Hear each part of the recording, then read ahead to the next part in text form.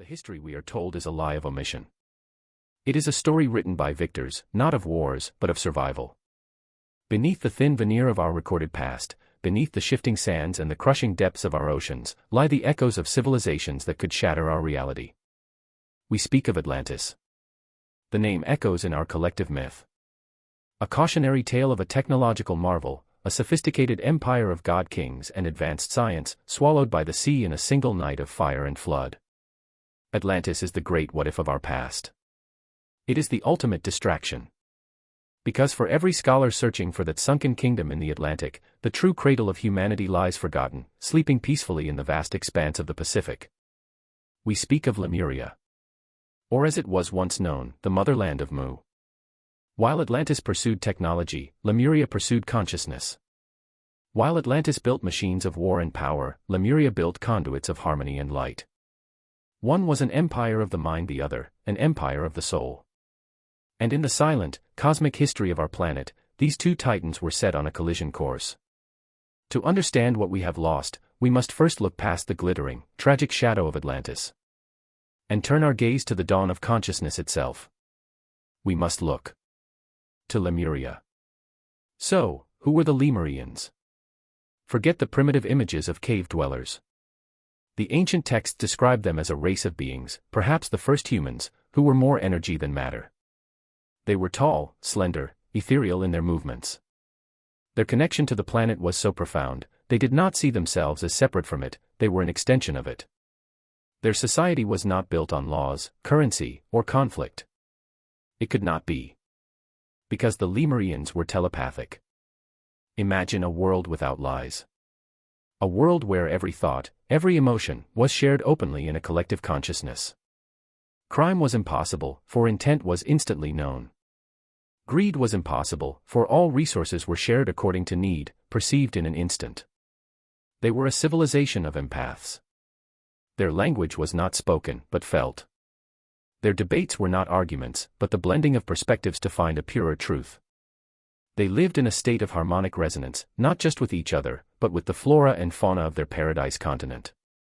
And at the center of this telepathic society were the crystals. They were not mere geological formations. They were the engines of Lemuria. They were living, conscious, technological extensions of their creators. The Lemurians understood a fundamental truth we have forgotten. That all matter is just vibration. And that consciousness can direct it. They grew their cities. They did not build them. Using sound frequencies and focused intent, they sang their structures into existence, shaping stone and crystal as if it were soft clay. Their homes were spirals, attuned to the cosmic energies of the galaxy. Their technology was threefold, powered by these living crystals. First, the crystals of healing. These massive, clear quartz formations pulsed in temples of sound. A person suffering from illness would be bathed in their resonant frequencies, which would retune the body's cells, shaking the disease from their very atomic structure. There was no sickness in Lemuria that could not be harmonized. Second, the crystals of knowledge. These were the living libraries, the hard drives of the motherland. Each crystal held the complete records of the civilization, the history of the stars, the blueprints of the universe. A Lemurian would simply connect. They would place their hands upon the crystal and download the wisdom of 1,000 lifetimes directly into their mind. And finally, the crystals of transport. The most powerful of all. The Lemurians had mapped the Earth's nervous system, the Great Ley Lines. At the nexus points of this global energy grid, they placed their greatest crystals. By attuning themselves to a specific frequency, a Lemurian could use these crystals to teleport instantly, moving from one side of the continent to the other in the blink of an eye. This was Lemuria. A symphony of thought, crystal, and light. A world we cannot even begin to imagine. But this perfect harmony was not alone in the world. And far across the globe, another power was rising. A power of metal, fire, and ambition. The power of Atlantis. And the great, silent conflict for the soul of the planet had already begun. But this perfect harmony was not alone in the world. And far across the globe, another power was rising. A power of metal, fire, and ambition. The power of Atlantis. The Great Schism did not happen overnight. It began not as a war, but as a disagreement. A difference in philosophy that would eventually cleave the world in two. The Lemurians, as we have seen, viewed the planet as a living, sacred being. They were its guardians, its children. Their technology was symbiotic, an extension of the natural world, designed to elevate consciousness and maintain the planet's delicate harmony. The Atlanteans saw the world differently. To them, the planet was a resource. It was a challenge. A magnificent, chaotic puzzle to be solved, controlled, and mastered. They were a civilization of brilliant engineers, logicians, and scientists. But their path was one of intellect, not intuition. Of ego, not empathy. They saw the Lemurian way as passive. Slow. Inefficient. Why ask the planet for energy when you could take it? Why live in harmony with nature when you could conquer it? This philosophy of dominion began to manifest in their sciences. The Atlanteans also knew of the crystals, but they did not meditate with them, they weaponized them. They reverse-engineered the Lemurian energy grid. But they didn't use the ley lines for transport, they used them as power conduits, draining vast amounts of planetary energy to fuel their immense, mechanical cities. Their scientific arrogance grew unchecked. They began to see life itself as a system to be optimized. This led to their most forbidden pursuit. Genetic manipulation. Ancient texts are filled with references to this time. Myths of chimeras, of half-man, half-beast creatures. The Minotaur, the Centaur, the Cyclops. We dismiss these as fantasies. But what if they are the distorted cultural memories of the Atlantean biological program? They created a slave race. Hybrids, designed in laboratories, to perform the manual labor that their high society deemed beneath them.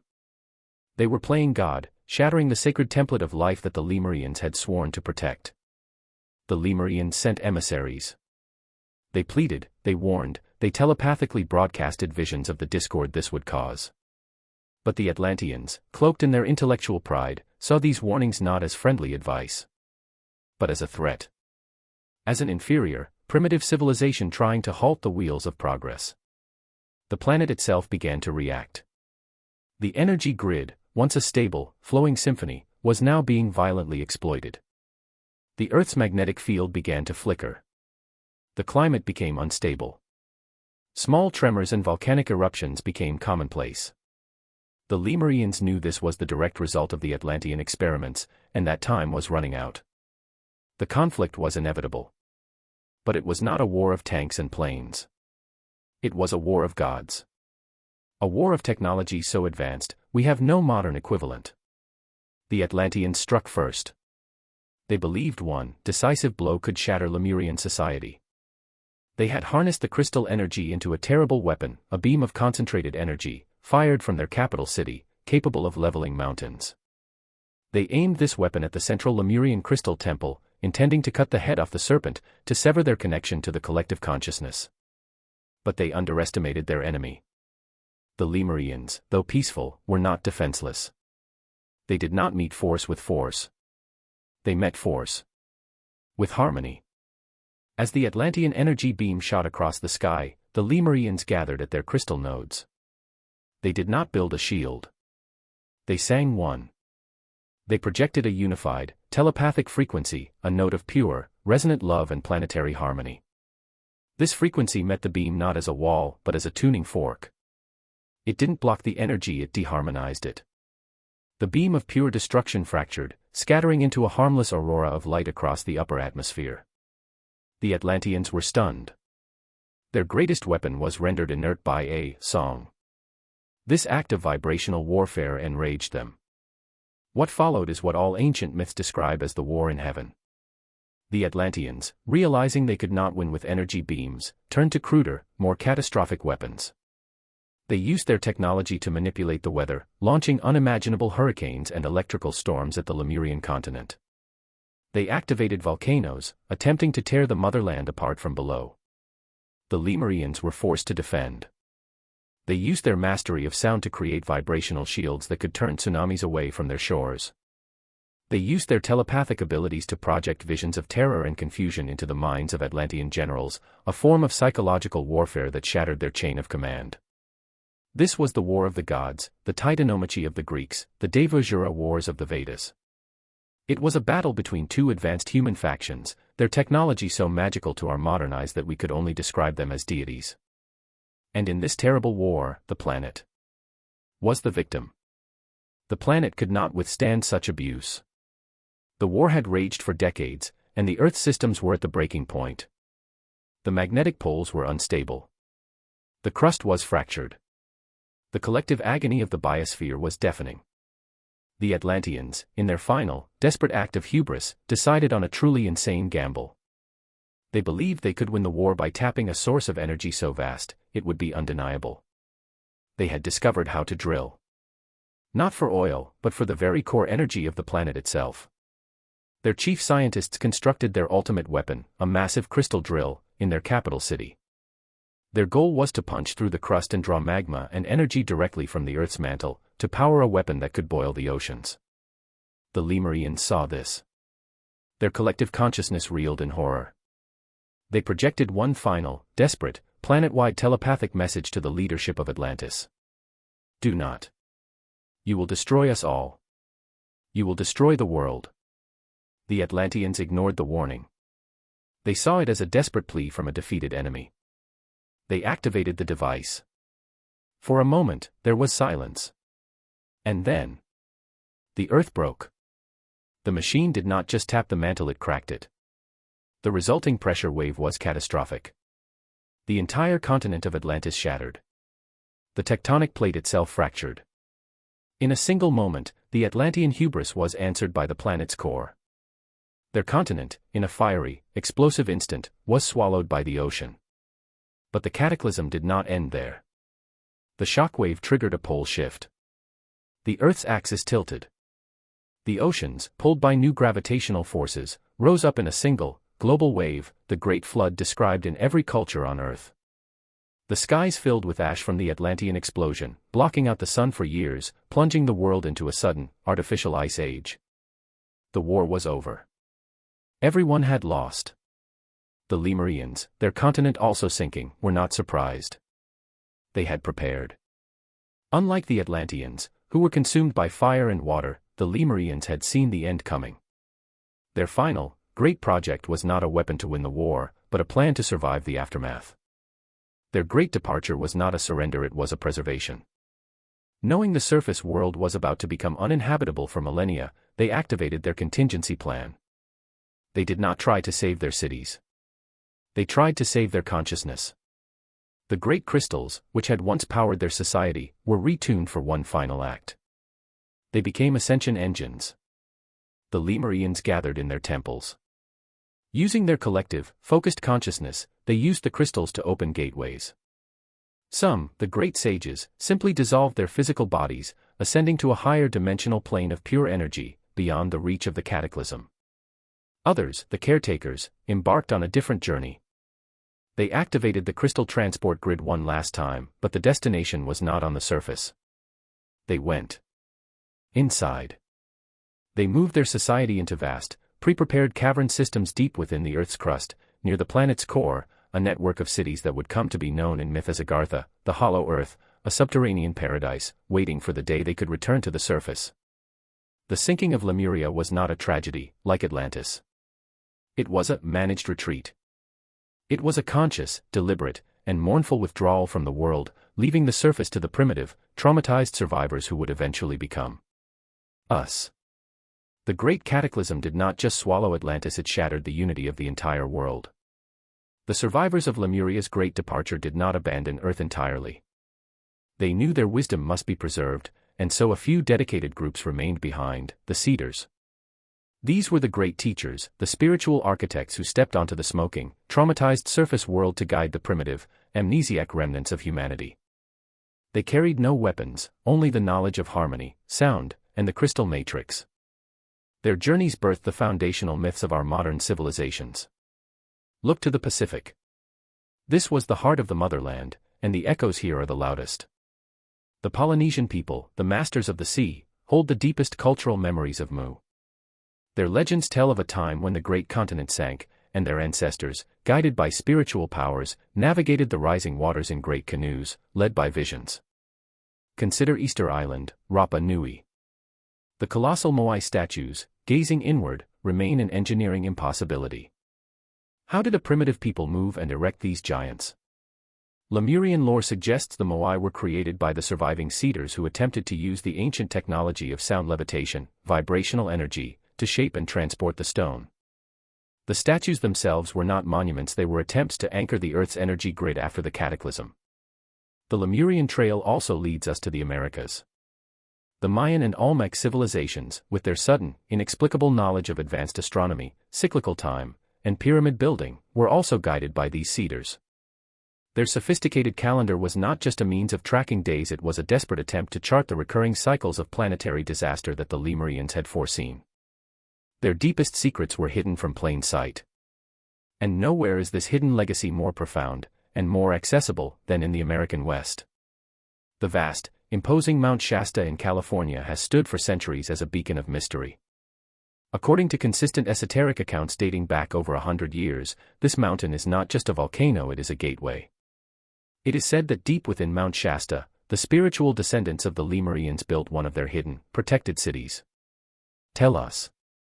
Telos is described as a sprawling, crystalline metropolis, completely self-sufficient and technologically advanced, built on the same principles of thought-powered technology as the motherland. Its inhabitants, the Telosians, are said to be the purest inheritors of Lemurian wisdom, living in eternal peace, waiting for the surface world to evolve beyond war and materialism. The purpose of this subterranean sanctuary is simple: to serve as a library, a knowledge base, and a rescue team for humanity when the next great shift occurs. Tourists and locals still report encountering tall, unusually peaceful individuals in pristine white robes near the mountain, who vanish without a trace. Are these mere hikers, or are they Telosians checking on the surface world? The search for Lemuria, then, is not a search for sunken land. It is a search for an underground city, a hidden civilization waiting for humanity to stop looking at the sky, and start looking within. The truth of Lemuria, once relegated to spiritualists and esoteric societies, is now emerging into the mainstream. It is no coincidence that the interest in crystals, vibrations, and conscious energy has surged in our modern era. The planetary consciousness is changing, and the echoes of the motherland are growing louder. The crystals of infinity, the remnants we discussed, are manifesting more frequently. They are being found by seekers and researchers, not just as artifacts, but as activation keys. These keys are preparing the Earth for its next great evolutionary leap. According to the lore of the Cedars, when enough human souls reach a certain frequency of collective harmony and awareness, the very frequency that defined Lemuria, the hidden doors will open. The Telosians, the people of Agartha, the ascending sages, they will return. Not as invaders, not as deities, but as guides. The legacy of Lemuria is therefore a test. A test of our humility, our willingness to reject the material ambition of Atlantis, and to embrace the collective empathy of the motherland. The greatest evidence of Lemuria's existence is not found in an archaeological dig or a satellite scan. It is found in the depths of your own soul. The yearning for a world of peace, the sudden moments of intuitive truth, the innate desire for harmony with nature, these are not random emotions. They are the Lemurian blueprints, encoded within our spiritual DNA. The cataclysm was not the end of the story. It was merely the turning of a page. The time for the true awakening is at hand. We must listen to the whispers of the wind on Mount Shasta, to the silence beneath the waves of the Pacific, and to the vibrations of the earth. The hidden continent is waiting. The keys are in our hands. And the future of humanity lies in remembering the love and the consciousness that built the motherland of Mu. The story of Lemuria, a civilization of light, a war of consciousness, a vanishing act, is magnificent. It is epic. But is it true? Mainstream science dismisses it with cold certainty. Their weapon is the theory of plate tectonics. Geologists state that continents shift slowly, over millions of years, and that no landmass the size of Lemuria could have possibly sunk beneath the Pacific in the timeframe claimed by esoteric literature. To the established scientific community, Lemuria is a fanciful impossibility. But we must ask: are we prisoners of our own established knowledge? Does the current model account for a civilization capable of harnessing planetary energy? Does it account for a catastrophic, immediate planetary event, a cataclysm engineered by the hubris of Atlantis? To seek the truth of Lemuria, we must turn away from the halls of geology and toward the whispers of the prophets and the seekers. The true story of Mu was not discovered with satellites, but through visions, hypnosis, and sacred texts. The first clue emerged from the Far East. In the late 19th century, Colonel James Churchward, a British officer, claimed to have uncovered ancient tablets in India, written in a long-forgotten language. These were the Nakal tablets, and they told the history of a colossal landmass in the Pacific, Mu. Churchward's account detailed the high culture, the peaceful nature, and the final, fiery demise of the motherland. Churchward's claim was immediately ridiculed, yet his vision resonated because it explained the unexplainable. Why Polynesian cultures, separated by thousands of miles of ocean, shared identical creation myths and linguistic roots. It explained the megaliths of the Pacific. It provided a unified origin for the very human race. Then came the voice from the unconscious mind. Edgar Cayce, the renowned American mystic known as the Sleeping Prophet, offered some of the most detailed and terrifying accounts of both Atlantis and Lemuria. In his famous readings, Cayce confirmed the existence of Mu, noting that it was a spiritual society destroyed by forces beyond their control. But crucially, Cayce provided a terrifying timeline. He predicted that parts of the lost land would begin to rise again in the late 20th and early 21st centuries, signaling a new, volatile era for the Pacific Rim. The connection between these prophets is clear. They saw a truth hidden beneath scientific materialism. And finally, Helena Blavatsky and the Theosophical movement introduced the concept of the root races. This complex spiritual framework posited that humanity evolved through several distinct stages of physical and spiritual development. Lemurians, according to this view, were the third root race, a colossal, ethereal, and telepathic people who existed before the separation of genders and mastered the vibrational laws of the universe. Why is this important? Because the collective testimony of these seekers offers the necessary context for the catastrophic fall. It explains that the war was not just a battle over land, it was a fundamental conflict over the direction of human evolution, whether we would follow the spiritual path of Lemuria or the material path of Atlantis. The skeptical geologists demand physical proof of a continent that was not merely sunk, but dematerialized and fragmented by an explosive, planetary catastrophe. The seeker, however, recognizes the truth in the echoes. They understand that the continents are not fixed. And that the Earth, far from being a static ball of rock, is a living, vulnerable organism that can be shattered by hubris. And to understand how it was shattered, we must examine the mechanism of destruction itself. We have established the conflict. The spiritual light of Lemuria against the material ambition of Atlantis. We know the war was fought not with swords, but with crystals and consciousness. But what was the true, physical mechanism that wiped both empires from the face of the Earth? The key lies in the final, forbidden experiment of the Atlantean scientists. Their attempt to draw energy directly from the Earth's core. They did not understand the profound, delicate balance of our planet. They ignored the warnings that the crust is merely a thin, floating shell over a molten, constantly moving core. By piercing the mantle with their catastrophic energy drill, the Atlanteans triggered what is known in esoteric and pseudoscientific circles as the crustal displacement theory, the terrifying mechanism of the pole shift. This theory, famously championed by scholar Charles Hapgood and supported by none other than Albert Einstein, suggests that the Earth's geographical poles are not fixed. The entire outer crust of the planet can, and has, shifted dramatically, sliding over the softer mantle beneath in periods of extreme geological instability. The Atlantean experiment was the catalyst. The catastrophic trauma to the Earth's internal structure created a sudden, massive imbalance. The entire crust, the continents, the mountains, the ocean floors, lost its grip on the spinning core beneath it. The resulting shift was instantaneous and total. Within hours, the equatorial zones found themselves at the poles. Regions like Siberia, once temperate, were instantly frozen, entombing woolly mammoths mid-chew. The oceans, unable to handle this instantaneous change in gravitational pull and centrifugal force, rose up in colossal, planet-spanning waves. This was the true Great Flood. Not a gentle rising of the waters, but a tidal wave hundreds of meters high, scouring the continents and wiping clean all evidence of high civilization. The entire surface was remade in a single, terrifying day.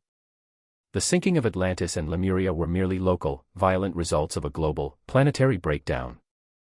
The Lemurians knew this was coming. Their advanced crystalline technology had given them access to the same delicate planetary data that the Atlanteans had abused. They foresaw the shift, which is why their great departure was a conscious evacuation, not a panicked flight. Their sanctuaries in Agartha, deep within the stable inner layers of the Earth, were prepared specifically to withstand this type of crustal displacement. While the surface world was being annihilated by the churning oceans, the Lemurians were safe, waiting out the millennia of reconstruction. The legacy of the cataclysm, therefore, is threefold.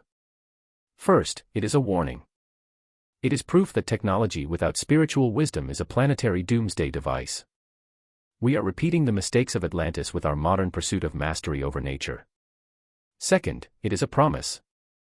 The myths of rebirth, of the return of the gods, are not hopeful fantasies. They are the protocols left behind by the Lemurian seeders, who promised that once the Earth stabilizes and the consciousness of its inhabitants reaches a certain vibrational frequency, they will return to guide us. And finally, it is a blueprint. The crystals of infinity that manifest today are the keys to the lost Lemurian wisdom, a pathway to a sustainable, harmonious future that bypasses the Atlantean error. The search for Lemuria is the search for the best version of ourselves. It is a quest to activate the dormant Lemurian spirit within the human soul before the next cycle of planetary displacement begins. The great epics of destruction are cyclical. And the question is not if the continents will shift again, but are we ready to greet the return of the motherland when they do?